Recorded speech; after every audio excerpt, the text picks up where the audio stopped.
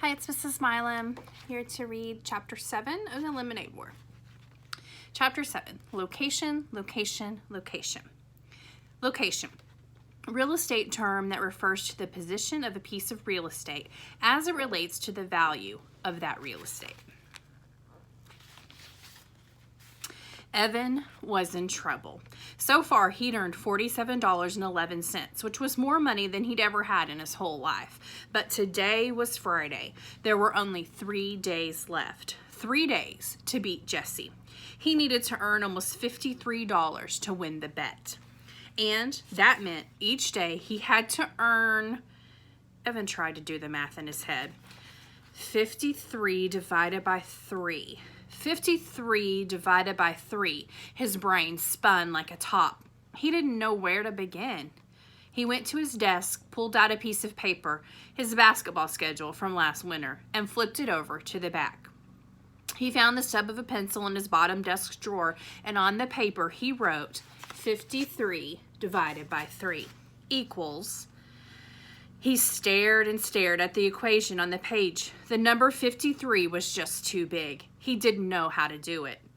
Jesse would know how, he muttered, scribbling hard on the page. Jesse could do long division. Jesse had her multiplication facts memorized all the way up to 14 times 14.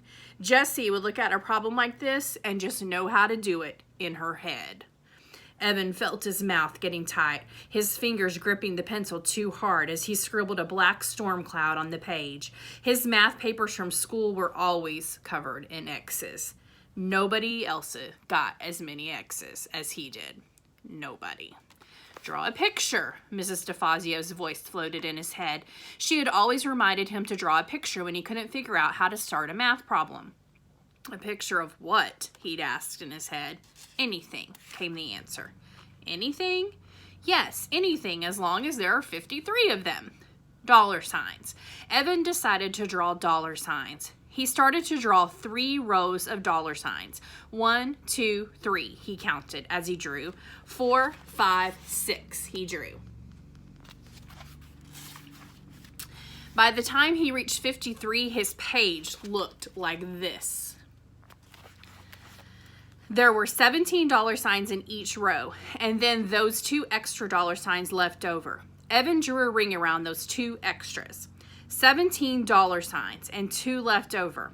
Evan stared at the picture for a long time. He wrote Friday next to the first row, Saturday next to the second row, and Sunday next to the third row. Evan looked at the picture. It started to make sense. He needed to make $17 on Friday, $17 on Saturday, and $17 on Sunday. And somewhere over the 3 days, he needed to make 2 extra bucks in order to earn $53 by Sunday evening. Evan felt his heart jump in his chest. He had done it. He had figured out 53 divided by 3. That was a 4th grade problem. That was 4th grade math, and he hadn't even started 4th grade, and no one had helped him. Not Mom, not Grandma, not Jesse. He'd done it all by himself. It was like shooting the winning basket in double overtime. He hadn't felt this good since the Lemonade War had begun. But $17 a day?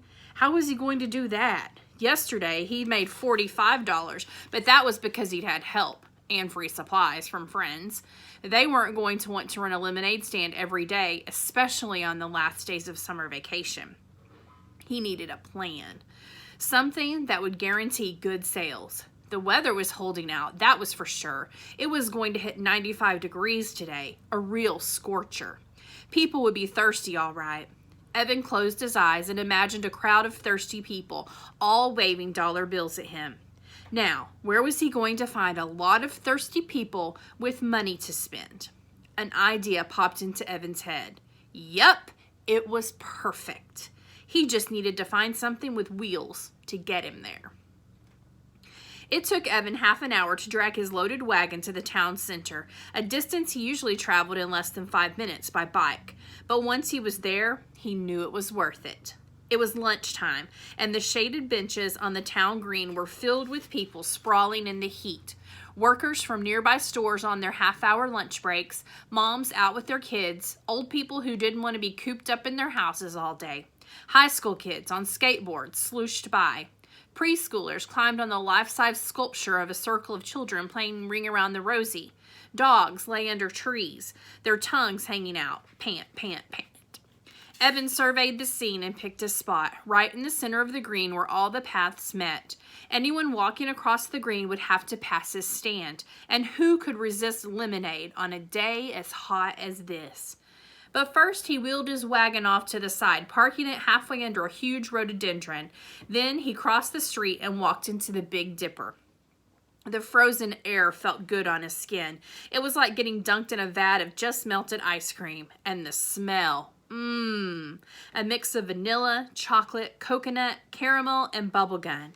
He looked at the tubs of ice cream, all in a row, carefully protected behind a pane of glass. The money in his pocket tingled. He had plenty left over after buying 5 cans of frozen lemonade mix with his earnings from yesterday. What would it hurt to buy just 1 cone, or a milkshake, or maybe both? "Can I help you?" asked the woman behind the counter. Yeah," said Evan. He stuck his hand in his pocket and felt all the money. Bills and coins ruffled between his fingers. Money was meant to be spent. Why not spend a little? Evan could just imagine how good the ice cream would feel sliding down his hot throat. Creamy, sweet, like cold, golden deliciousness. He let his mind float as he gazed at the swirly buckets of ice cream. The sound of laughter brought him back to the earth in a hurry. He looked around. It was just some girls he didn't know at the water fountain, but it sounded like Megan Moriarty. "Can you please tell me how much a glass of lemonade cost?" $3, said the woman. "Really?" said Evan. "That much? How big's the cup?" The woman pulled a plastic cup off a stack and held it up. It wasn't much bigger than the 8-ounce cups Evan had in his wagon. "Wow, $3. That's a lot," said Evan. "Well, thanks anyway." He started to walk to the door. "Hey," said the woman, pointing to the ice cream case. "I'm allowed to give you a taste for free." "Really?" said Evan. "Then, could I taste the strawberry slam?" The woman handed him a tiny plastic spoon with 3 licks worth of pink ice cream on it. Evan swallowed it all in one gulp. Back outside, he got to work. First, he filled his pitchers with water from the drinking fountain. Then he stirred in the mix. Then he pulled out a big blue marker and wrote on a piece of paper, $2 per cup, best price in town. He barely finished setting up when the customers started lining up, and they didn't stop. For a full hour, he poured lemonade. The world is a thirsty place, he thought, as he nearly emptied his 4th pitcher of the day, and I am the lemonade king. When Evan looked up, there was Officer Ken, his hands on his hips, looking down on him. Evan gulped. He stared at the large holstered gun strapped to Officer Ken's belt. "Hello," said Officer Ken, not smiling. "Hi," said Evan. Officer Ken did the bike rodeo every year at Evan's school. He was also the cop who'd shown up last fall when there was a hurt goose on the recess field. Officer Ken was always smiling. Why isn't he smiling now? Wondered Evan. "Do you have a permit?" asked Officer Ken. A permit? You mean like a bike permit? That's what the rodeo was all about. If they passed the rodeo, the 3rd graders got their bike permits, which meant they were allowed to ride to school. "No, I mean a permit to sell food and beverages in a public space. You need to get a permit from the town hall and pay a fee for the privilege." Pay the town hall to run a lemonade stand? Was he kidding? Evan looked at Officer Ken's face. He didn't look like he was kidding. "I didn't know I needed one," said Evan. "Sorry, friend," said Officer Ken. "I'm going to have to shut you down. It's the law." But, there are lemonade stands all over town," said Evan.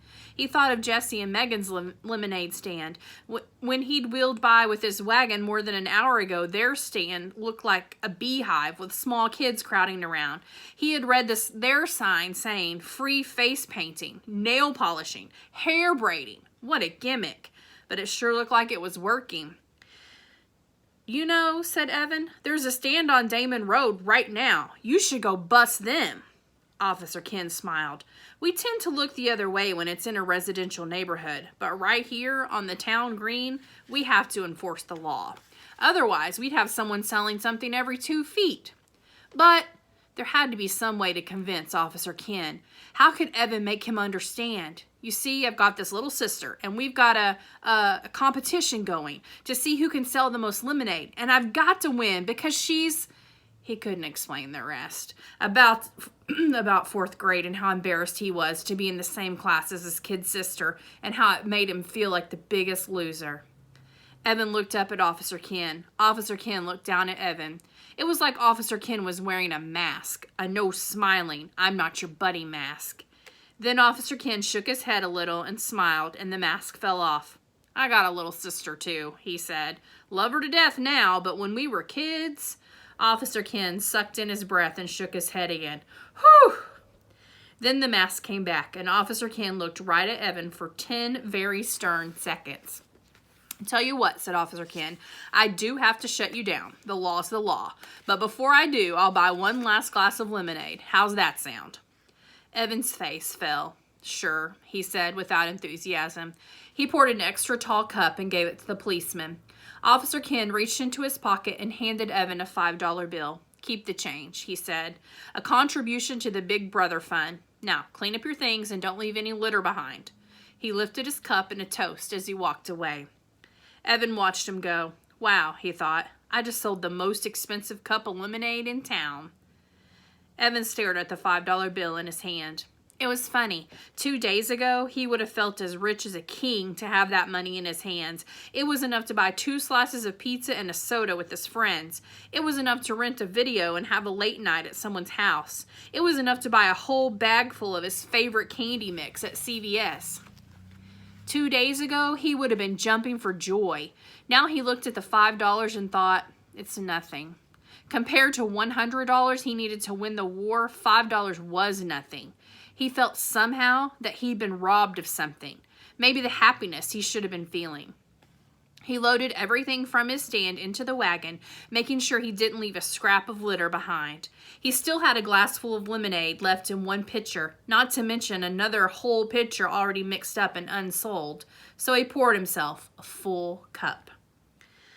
Then, before beginning the long, hot haul back to his house, he found an empty spot on a shaded bench and pulled his earnings out of his pocket. He counted once. He counted twice. Very slowly. He had made $65. The cups and lemonade mix had cost $9. When he added in his earnings from Wednesday and Thursday, he had $103.11. Now that's enough, he thought. That's the end. See you next time.